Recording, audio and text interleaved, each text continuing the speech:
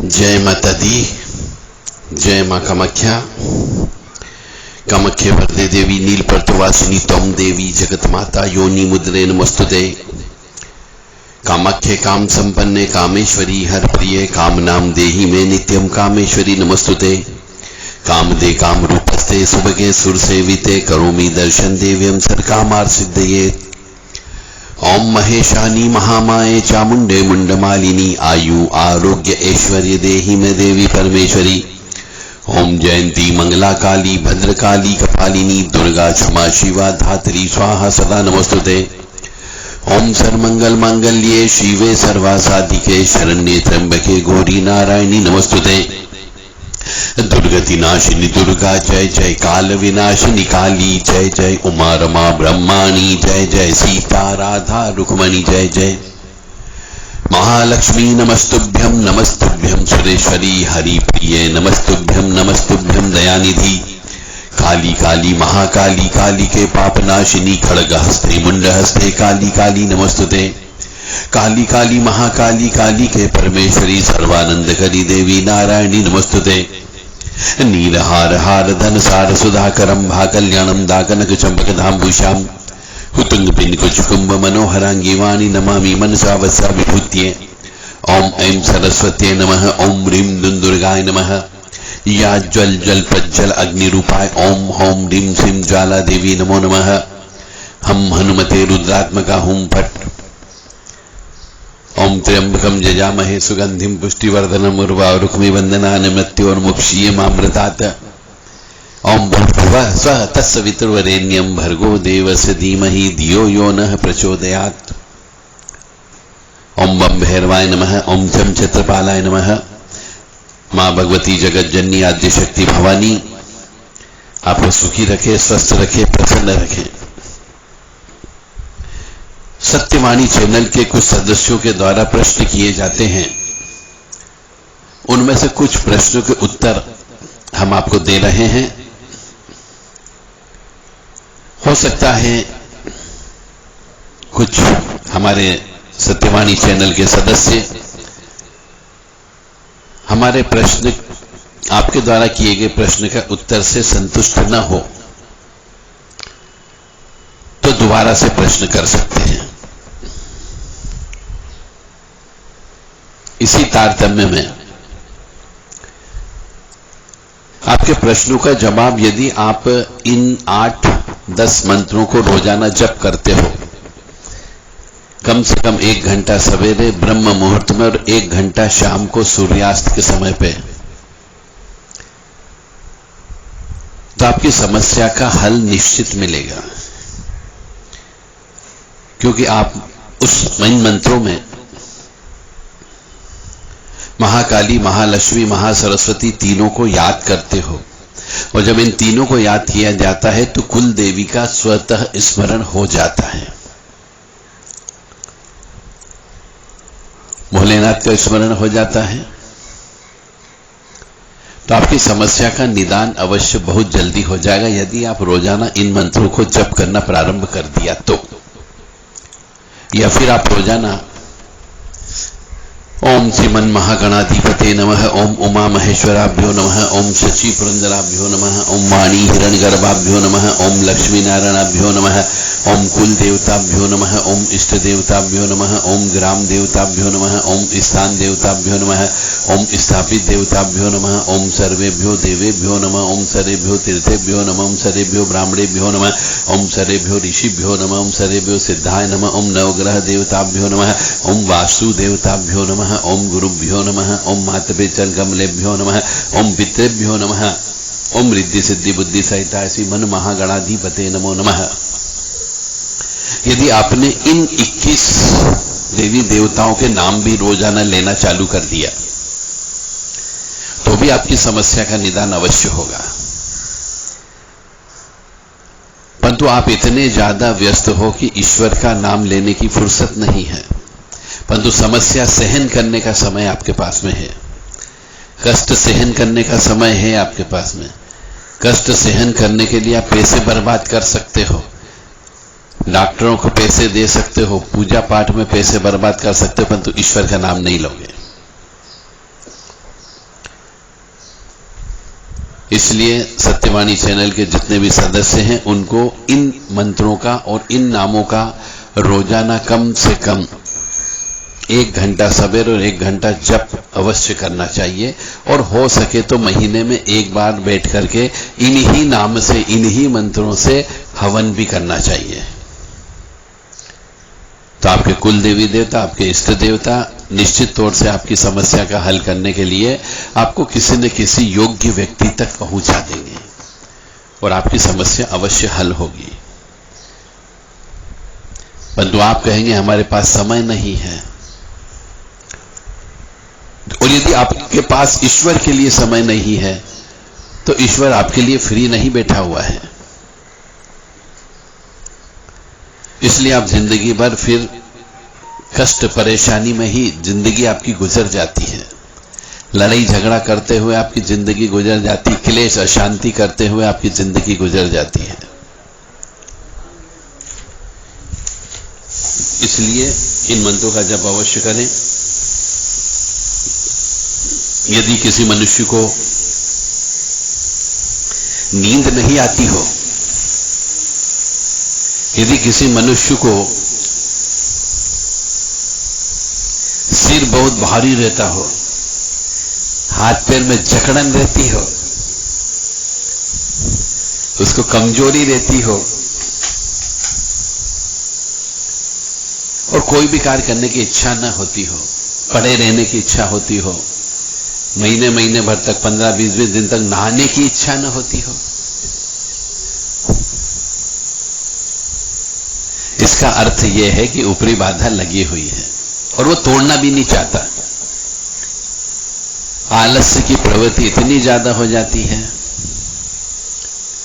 कि जब चाहे तब सो जाए तो नींद आ जाती है, पर रात को नींद नहीं आती है। ये सब ऊपरी बाधा के लक्षण होते हैं।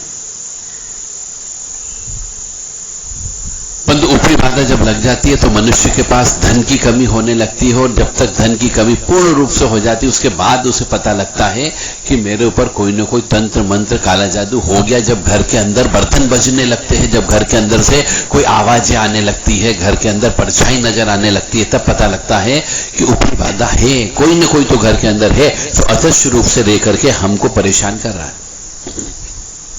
तो ऐसा तब होता है जब आपके शरीर को, आपके मन को, आपके परिवार को नोच डालता है, लकड़ी के घुन की माफिक उस आपके शरीर को, परिवार को खोखला कर देता है।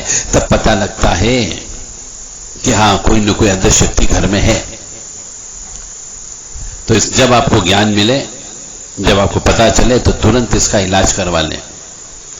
यदि आपका भाग्य अच्छा होगा तो आप जल्दी किसी अच्छे व्यक्ति तक पहुंच जाएंगे और आपका इलाज हो जाएगा। यदि आपका भाग्य खराब है और यदि आपने पुण्य कर्म नहीं किए हैं, यदि आप पापी व्यक्ति हो, तो आपका पैसा और ज्यादा तेज गति से बर्बाद होगा और काम भी नहीं होगा। इसलिए ईश्वर की आराधना के लिए हम आपसे बोलते हैं कि ईश्वर की आराधना करो। इसलिए 1 घंटा सवेरे, 1 घंटा शाम को ब्रह्म मुहूर्त, सवेरे ब्रह्म मुहूर्त में ही किया जाए और शाम को सूर्यास्त के समय पे किया जाए, जो कई गुना फलदायी होता है।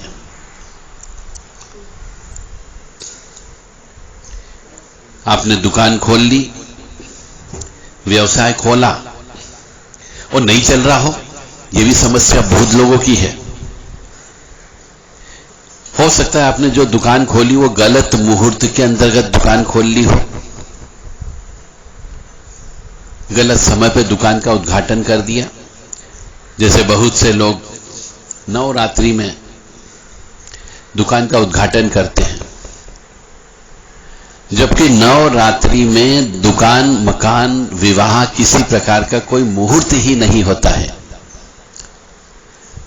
परंतु न जाने क्यों हिंदू सनातन धर्म में कुछ भटके हुए पंडे, पुजारी, गुनिया, भोपा गलत सलाह देकर के नवरात्रि में दुकान का उद्घाटन करा देते हैं। उसमें ब्राह्मण लोग भी शामिल हैं।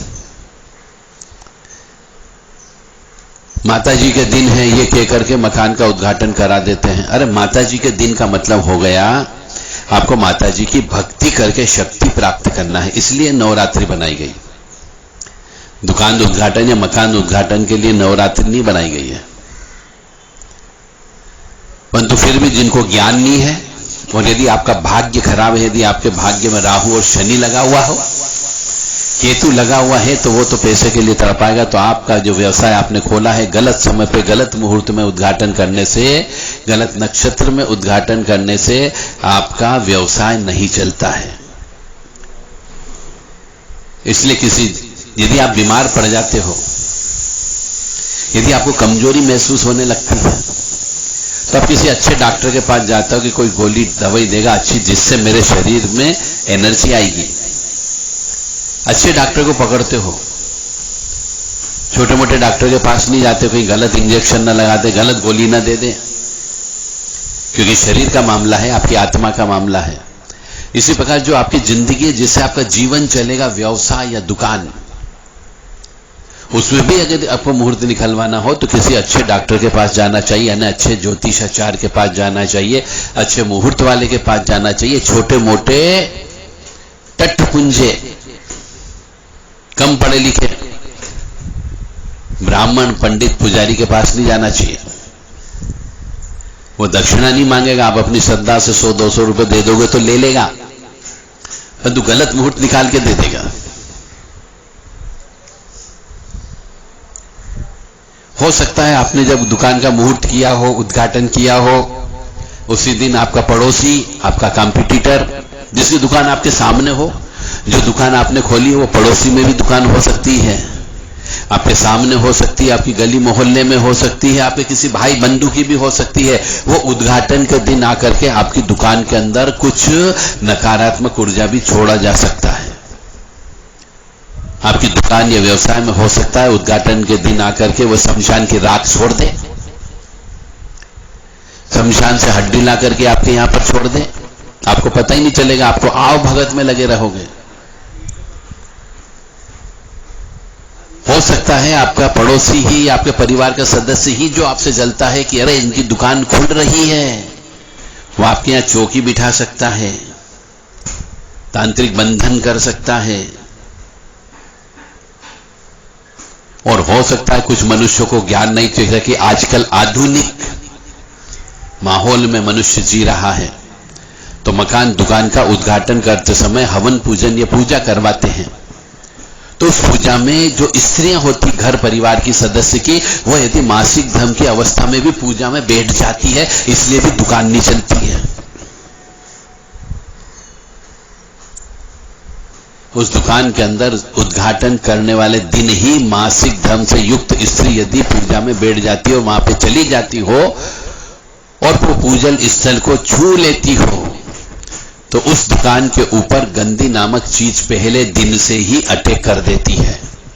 फिर आप कहोगे आपके पड़ोसी ने तंत्र विद्या कर दी, आपकी चाची ने तंत्र विद्या कर दी, आपके भाई ने तंत्र विद्या करा दी, आपके पड़ोसी ने कर दी, आपसे प्रतिस्पर्धा करने वाला जो सामने वाला है उसने कर दी।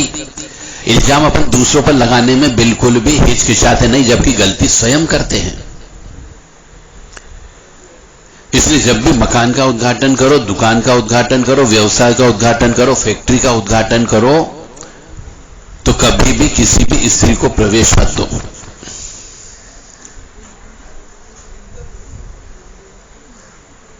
मकान पूजन के उद्घाटन के समय पे हवन अवश्य करना चाहिए, शुद्धता, स्वच्छता, पवित्रता का अवश्य पालन करना चाहिए, अन्यथा पहले दिन से ही आपके यहां पे ताले डलने की नौबत आ जाती है।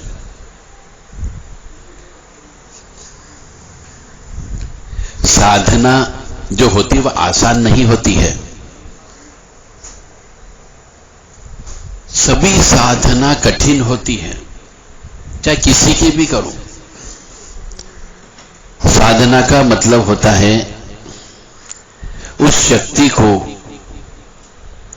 उस शक्ति के अनुरूप अपनी इस आत्मा और शरीर को बनाना, उसे साधना कहते हैं। वो ईश्वरी तत्व है और आप मनुष्य हो, तो आपको ईश्वरी तत्व को ग्रहण करना होगा, इतना ज्यादा ग्रहण करना होगा कि आपके शरीर के अंदर ईश्वरी तत्व मौजूद रहने लग जाए, उसे साधना कहते हैं। इसके लिए त्याग की आवश्यकता होती है, तपस्या की आवश्यकता होती है, हवन की आवश्यकता होती है, पूजन की आवश्यकता होती है और नियमित रूप से जप की आवश्यकता होती है। इस शरीर के अंदर जो बैठी हुई आत्मा है वो तो कहते हैं हमेशा पवित्र होती है, क्योंकि अग्नि स्वरूपा है और अग्नि कभी अपवित्र नहीं होती है। यह शरीर अपवित्र होता है, इसलिए शरीर को तपाना पड़ता है। अग्नि के समक्ष बैठ करके तपस्या करके तपाना होता है, तब जाकर के साधना पूरी होती है। तो साधना कोई खरीदने वाली चीज नहीं है कि आप किसी गुरु से खरीद लो। साधना की दुकानों पर नहीं बिकती है कि आप खरीद लो। साधना को साधा जाता है, इस शरीर को बनाया जाता है उस शक्ति के अनुरूप, तब जाके साधना सफल होती है। और साधना कभी भी बिना गुरु के नहीं की जाती है। गुरु के सानिध्य में रह करके ही साधना करना चाहिए, तो ही साधना सफल होती है, अन्यथा नहीं होती है। आप ये कहोगे किसी गुरु जी से हमने मंत्र ले लिया और जप कर रहे हैं, तो केवल मंत्र जप करने से काम नहीं चलेगा। मंत्र तो आप गुरु जी से गुरु दीक्षा में प्राप्त कर लिया, परंतु मंत्र जप आप घर पे कर रहे हो तो साधना में सिद्धि नहीं मिलती है। गुरु के सानिध्य में रह करके मंत्र जप करना चाहिए, जिससे शुद्धता, सच्चता, पवित्रता का भान होगा। और शक्ति यदि आती है तो उसको पता भी चलता है कि शक्ति जागृत हो गई है। कुछ लोग कहते हैं कि हमारे देवी देवताओं को बांध दिया, हमारे पितरों को बांध दिया, हमारे कुल देवी देवता को बांध दिया, मेरे साथ जो पवन आती थी वो पवन को बांध दिया। अब वो दिखती भी नहीं है, बात भी नहीं करती, शरीर में भी नहीं आती है। जो ऐसा बोलते हैं वो अपने अंदर, अपनी आत्मा के अंदर, अपने गिरेबान में झांक करके नहीं देखते कि उनने क्या कर्म कर दिया जिसकी वजह से शक्ति चली गई। कुछ न कुछ तो भयंकर गलती कर दी जाती है, इसलिए वह शक्ति चोला छोड़ देती है, किसी पवित्र आत्मा को पुनः पकड़ती है और फिर पवित्र आत्मा उसको मिलती है, उसके अनुरूप नहीं मिलती है, यह उसका काम है। कई सालों लग जाते फिर उसको दूसरा चोला ढूंढते ढूंढते। इसलिए यदि पवन आती है तो अपने आप को बहुत शुद्ध, स्वच्छ और पवित्र बना करके रखें। हर किसी के घर का खाना नहीं खाना है, हर किसी के घर का पानी नहीं पीना है। सूतक पातक वालों के वहां पे जाकर के खाना पीना नहीं करना है। कोशिश की जाए अपने हाथ का बना हुआ भोजन ग्रहण करें, या अननोन जगह से भोजन मांग करके भी ग्रहण कर सकते हैं।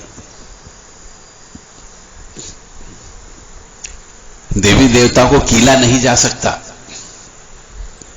अपने इष्ट देवता को कीला नहीं जा सकता, पितृ देवता को बंधन नहीं किया जा सकता। ये तो तांत्रिक लोगों का लूटने का तरीका है कि साहब आपके पितृ बांध दिए, पितृ को खुलवाना पड़ेगा, आपको इतने पैसे लगेंगे।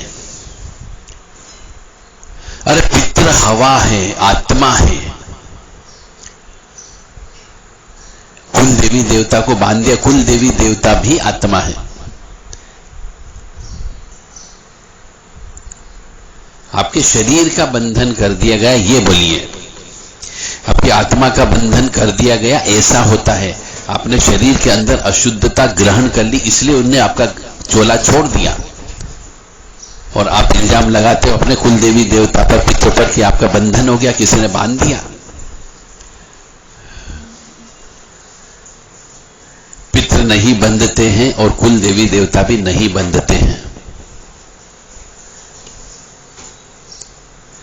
पुराने जमाने में बहुत सी जगह कुओं पर, बावड़ी पर कुल देवी देवता की पूजा आज भी होती है।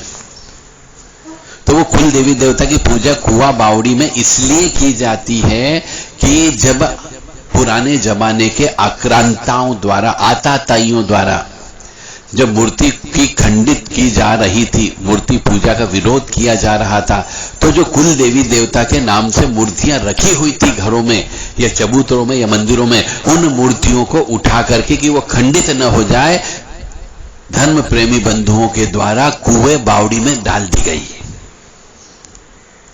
और आज तक उन मूर्तियों को कोई निकाल नहीं पाया है। इसलिए वहां पर कुएं बावड़ी पर कुल देवी देवता की पूजा की जाती है। और लोगों ने बोल दिया कि साहब कुएं बावड़ी के अंदर हमारे कुल देवी देवता को बांध करके डाल दिया, तब से हम जो है कुएं बावड़ी के अंदर ही देवी देवताओं की पूजा करते हैं। इसलिए देवी देवताओं का बंधन नहीं होता है, आपके शरीर का बंधन होता है, आपकी आत्मा का बंधन होता है।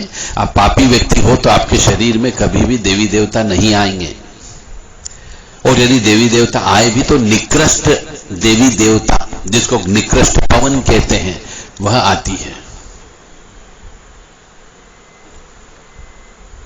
इसलिए शुद्धता, स्वच्छता, पवित्रता मेंटेन रखें तो शरीर शुद्ध होगा।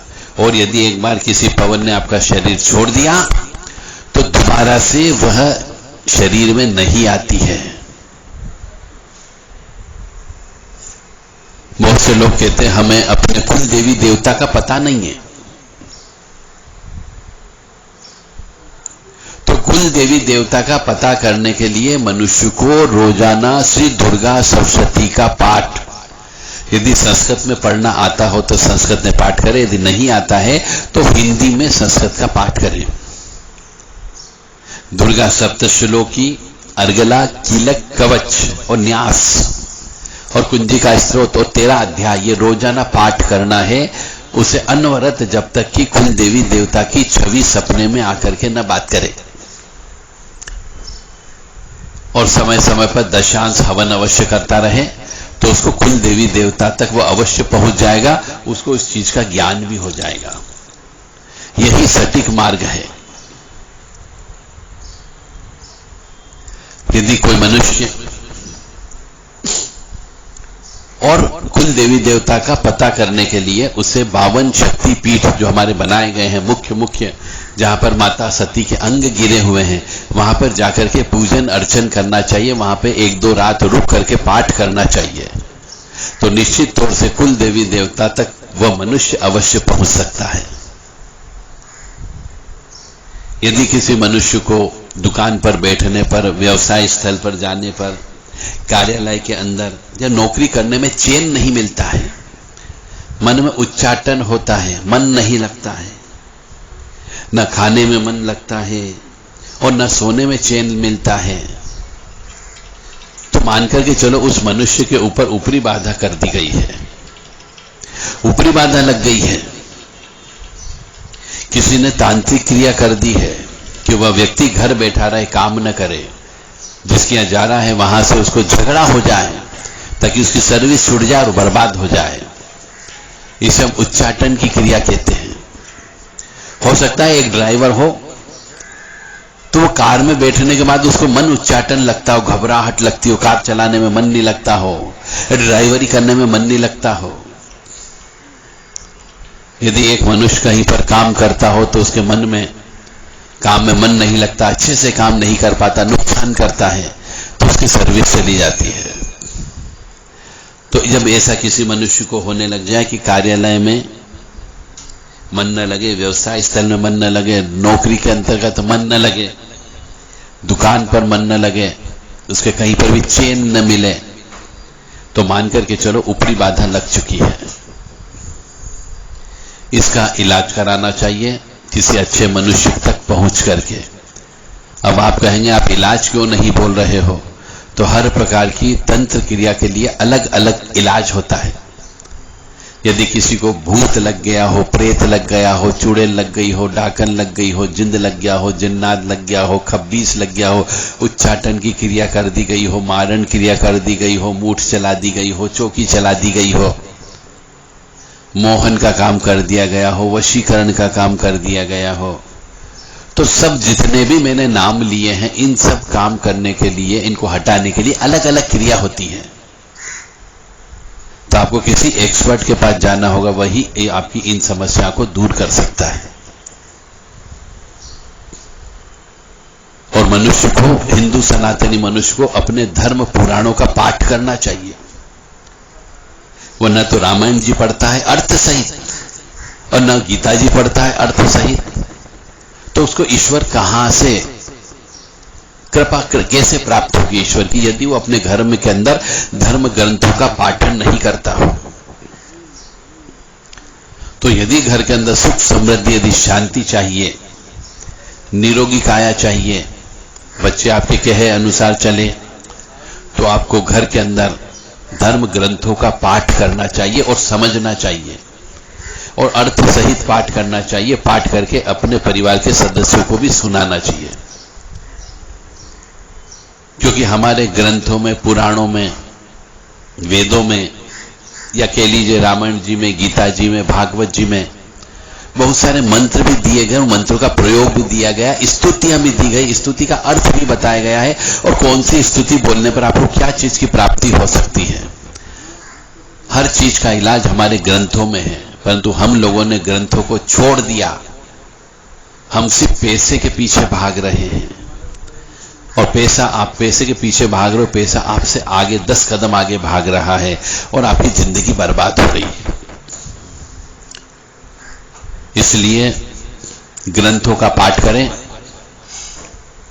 अर्थ समझें, दुर्गा सप्तशती का पाठ करें, हनुमान जी के ग्रंथों का पाठ करें, रामचंद्र जी के ग्रंथों का पाठ करें और उनको खुद समझने का प्रयास करें।